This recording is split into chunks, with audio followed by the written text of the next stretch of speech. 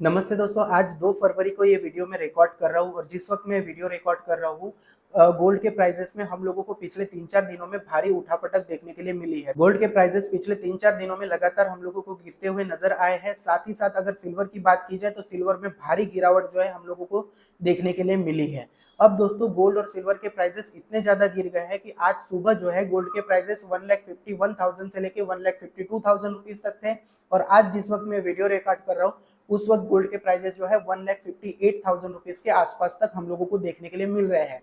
यानी कि गोल्ड के प्राइसेस में एक एक दिन में हम लोगों को 5 से 6 हजार रुपए की जो है बढ़त देखने के लिए मिल रही है या फिर गिरावट देखने के लिए मिल रही है। तो दोस्तों अब सवाल ये उठता है कि क्या इतनी उठापटक के दौर में भी आप लोगों को गोल्ड की बाइंग जो है करनी चाहिए या फिर सिल्वर की बाइंग करनी चाहिए। तो आज मैं कुछ एग्जांपल देकर आप लोगों को समझाने की कोशिश करूंगा कि आप लोगों को क्यों जो है गोल्ड की बाइंग जारी रखनी चाहिए और हर महीने थोड़ा थोड़ा करके ही सही, अगर आपका बजट है, कैपेसिटी है, तो आप लोगों को गोल्ड बाई करना चाहिए। तो दोस्तों सबसे पहला कारण जो है मैं आप लोगों को बताना चाहता हूँ, जर्मनी एक कंट्री है। ये जो कंट्री है ऐसा माना जाता है कि दुनिया का सबसे दूसरा बड़ा गोल्ड का जो रिजर्व है वो जर्मनी के पास में है, जो कि 3300 टन है। अब ये दूसरा बड़ा रिजर्व होने के बावजूद दोस्तों इसका जो आधा गोल्ड है वो जर्मनी के बाहर रखा हुआ है। जर्मनी के पास में 50% गोल्ड है जो फ्रैंकफर्ट जर्मनी में रखा हुआ है। इसके अलावा 37% गोल्ड जो है न्यूयॉर्क में रखा हुआ है और इसका 13% जो गोल्ड है बैंक ऑफ इंग्लैंड में रखा हुआ है। तो कहीं ना कहीं 1200 टन के आसपास जो गोल्ड है जर्मनी का, ऐसा कहा जाता है कि जर्मनी से बाहर रखा हुआ है।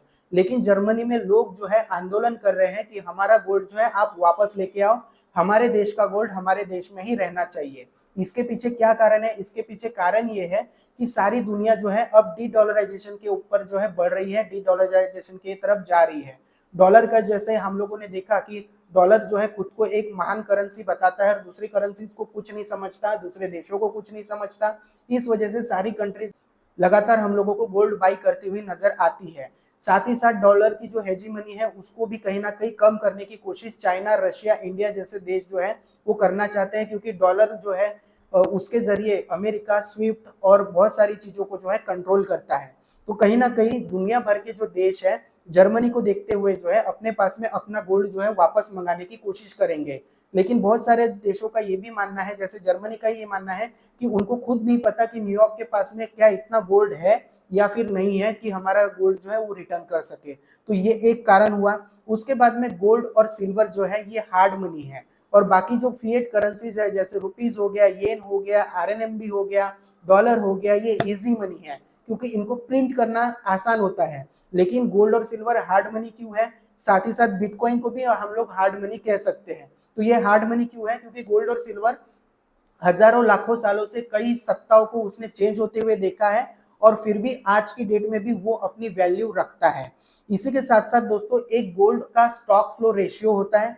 ये जो स्टॉक फ्लो रेशियो होता है ये हम लोगों को ये बताता है कि कितने सालों में हम लोग अगर गोल्ड की माइनिंग करें तो कितने सालों में अभी जो डिमांड है वो फुलफिल हो सकेगी। तो गोल्ड की अगर डिमांड फुलफिल करनी हो तो हम लोगों को 60 साल लगेंगे इस डिमांड को फुलफिल करने में। इसी के साथ साथ अगर सिल्वर की बात की जाए तो सिल्वर को 22 साल लग जाएंगे इस डिमांड को फुलफिल करने में। इसी के साथ साथ अगर बिटकॉइन की बात करें तो बिटकॉइन को 121 साल लग जाएंगे इस डिमांड को फुलफिल करने के लिए।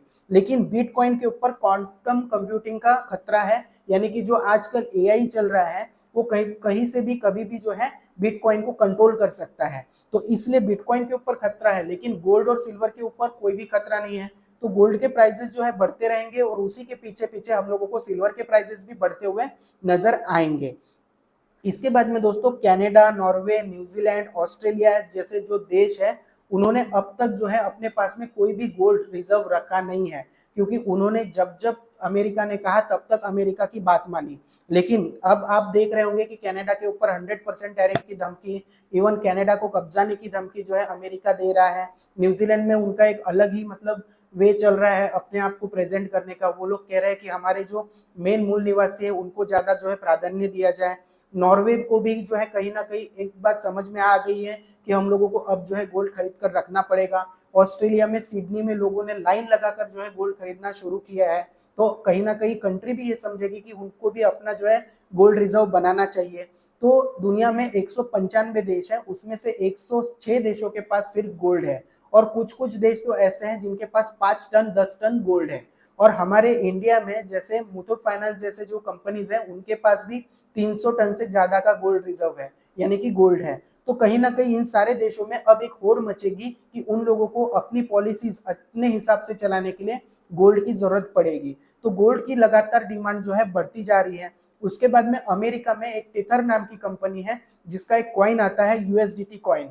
यूएसडीटी कॉइन अभी काफी ज्यादा फेमस है। हम लोग इंडिया में क्रिप्टो करेंसी के ऊपर उतना ज्यादा जो है ध्यान नहीं देते क्योंकि गवर्नमेंट ने इसके ऊपर काफी ज्यादा टैक्सेशन लगा कर रखा हुआ है। लेकिन यूएसडीटी का जो कॉइन बनाने वाली मेन कंपनी है वो टीथर है, और टीथर के पास में कहा जाता है कि 106 देशों के पास जितना गोल्ड है उसका 80% तो ओनली टीथर के पास में है। तो अगर कभी ऐसा हो कि गोल्ड बैक करेंसी बनाने का काम हो तो टीथर को भी ये कॉन्ट्रैक्ट दिया जा सकता है, ऐसा जो है उनके सीईओ या फिर जो भी उनके मालिक है उनका कहना है।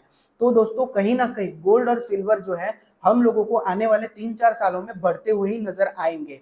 और इसके लिए हम लोगों को धीरे धीरे करके, मैं आपको ये नहीं कह रहा हूं कि आज ही आपका सारा पैसा या सारा निवेश जो है दूसरी जगहों से निकालकर आप लोगों को गोल्ड में लगा देना चाहिए, लेकिन जो हम पैसा कमाते हैं उसके बाद में जो खर्च करते हैं, उसके बाद में जो पैसा हमारे पास में बचता है उसको जो है हम लोगों को गोल्ड और सिल्वर में निवेश करना चाहिए, ऐसा मेरा आप लोगों से कहना है। आप लोगों को ये वीडियो जो है मैंने एक एजुकेशनल पर्पस के लिए प्रोवाइड किया है। आप कोई भी गोल्ड या सिल्वर की बाइंग करने से पहले अपने फाइनेंशियल एडवाइजर की सलाह जरूर लें। उम्मीद करता हूँ ये वीडियो आपको पसंद आया होगा। ये वीडियो पसंद आया तो इसको लाइक कर दीजिए, दोस्तों के साथ शेयर कर दीजिए। चैनल पर नए हैं तो चैनल को सब्सक्राइब करना बिल्कुल ना भूले। Thank you.